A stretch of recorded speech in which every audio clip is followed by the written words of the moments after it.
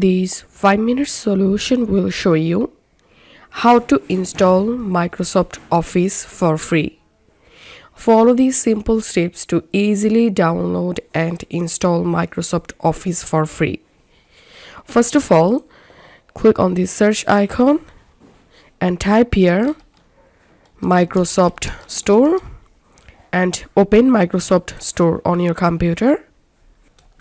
Once you are in your Microsoft Store, here click on the search box and type Office 365 and search for it.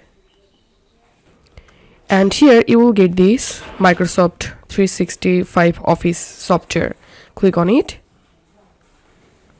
All you have to need just install this Microsoft 365 Office and it's totally free. I've already installed it, so I'm going to opening it.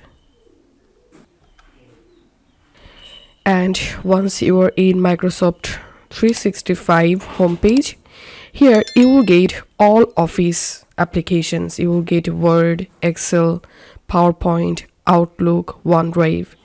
Click on View More Apps and here you will get OneNote Team. So all you have to need to work with any Office application, just click on the application and it will open and you will be able to easily work with it.